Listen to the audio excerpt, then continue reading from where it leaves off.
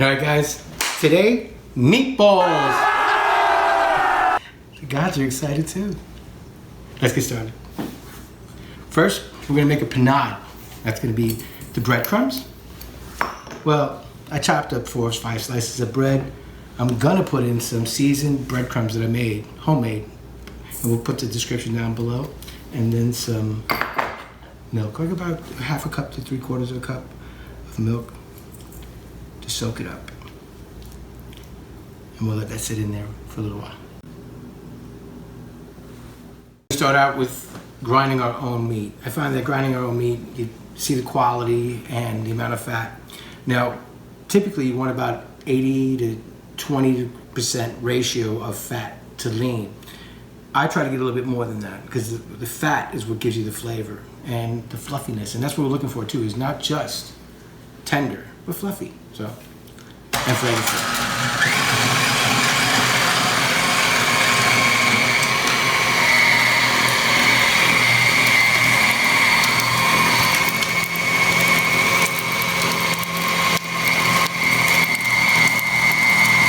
Oh, that good stuff coming down. If you don't have a meat grinder, that's okay. Just go to the butcher, pick out the piece of beef that you want to use, and ask him or her to go ahead and grind it for you. Look at all that. So that's nice, fat. These are going to be polpetti di manzo, meaning that it's a beef meatball.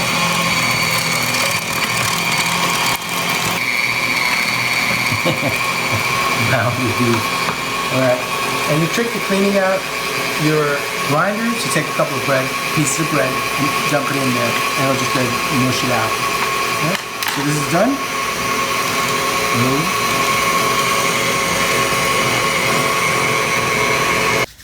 Alright, now let the panade sit for a while to absorb all that milk and that rich goodness. What I like to do is add all the ingredients other than the meat into the panade, so we get a nice mixture without overworking the meat. So ricotta, and if you guys notice, I put a little bit of nutmeg on top. Anytime I use ricotta, I always throw a little bit of nutmeg. Easy for me to say, huh? And a little bit of Parmesan cheese. It's gotta have Parmesan. You gotta have cheese in there.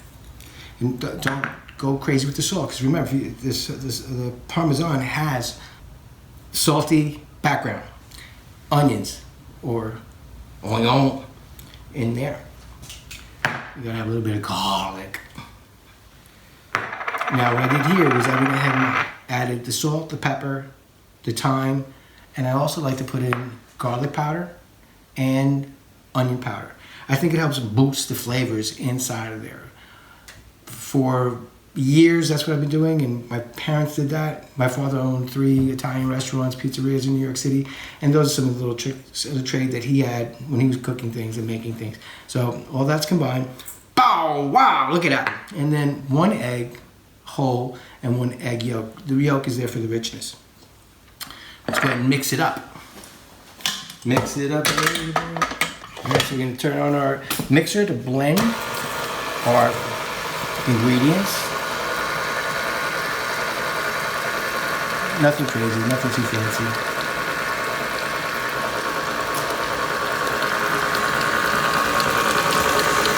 Look how nice that looks.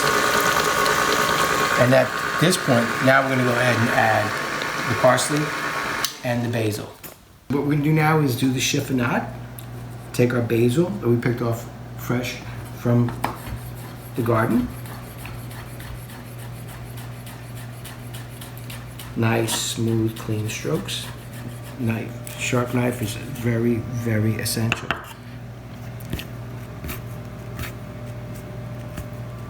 Nice. Now we're gonna finish up the other ones as well. You know what I'm gonna show you first? Is how to shave parsley. You don't want to use stems in parsley because the stems are kind of bitter. Unlike basil, where you could use the basil, some of it, or even cilantro. but parsley, it's a little bitter. Now you see that we got the curly leaf parsley, and that's the one we had at the store, so we had to use what we have. So I'm just gonna bunch it up. And chop, chop, chop, chop, chop, chop, chop, chop.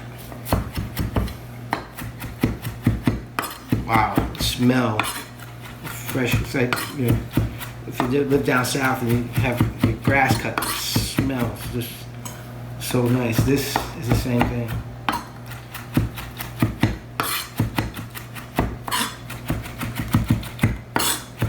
All right, I'm gonna go ahead and finish chopping this up.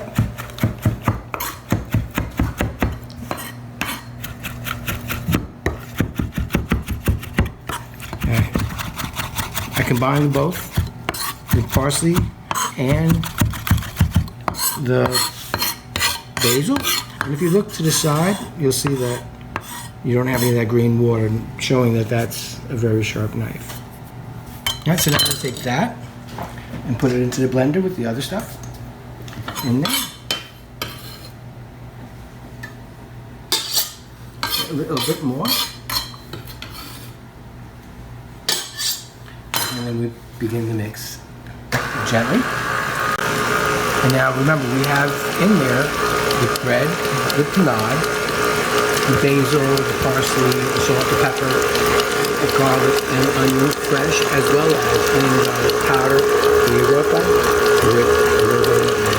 So now we're ready to go ahead and add our meat. Now what I like to do is go ahead and take a little bit of the meat and put it in there to go ahead and get it well combined, and then we'll add the rest of the meat. So about 25 to 30% of this is going to go into the panade mixture, because we don't want to overwork all the dough, but all the meat, but some of it, to make sure that it's incorporated and well blended within the panade. You have to take a look in here, see how it looks. Come on in. So a small percentage, 20-25%, and then we can go ahead and add the rest and incorporate it. And we'll see. So I'm gonna go ahead and scrape this down. All right, we're cleaning up the paddle. Put that in the sink. Rinse it off a little bit. Make sure you just clean up. Thank you, honey. Right. Of course, my love. All right, so I'm gonna show you a little technique that I think is pretty cool in seeing that all the meat is well blended throughout. So nice. And then take the panade.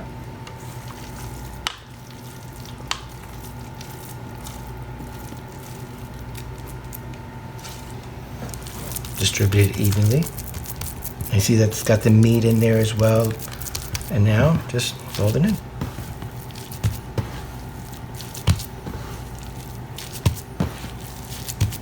And you can see how well it's combining everything. Oh, it smells so good too. The thing about cooking, you get the chance to smell all the wonderful aromas and experience almost being in another country. One thing I liked or enjoyed living in New York City was the fact that you can go to almost any neighborhood in the world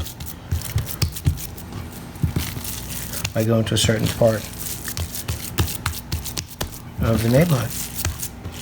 All right, so now you see how nice and well distributed it is. If you feel you need to do, and remember, we don't want to go ahead and overwork this. The idea here is to work it as little as possible. There it is. Now, I'm gonna get my bench scraper and be able to portion it off.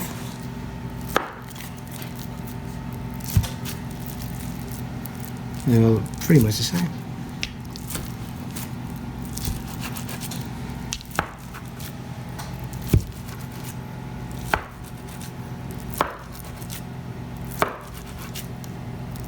You always have a little bit of one left. All right.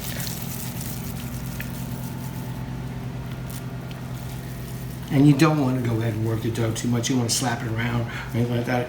You don't want to do anything like that either, playing and goofing with the food. Oh my goodness. You made me nervous. All right, see, now you can actually see which one is what and what size. So that makes it easier. We typically at home use a scoop, or at the restaurant they use a scoop to go ahead and do that. But we're doing it this way if you don't have a scoop. And if you don't want to have a weight on a scale. All right, so we're gonna finish rolling these puppies out and we'll be back.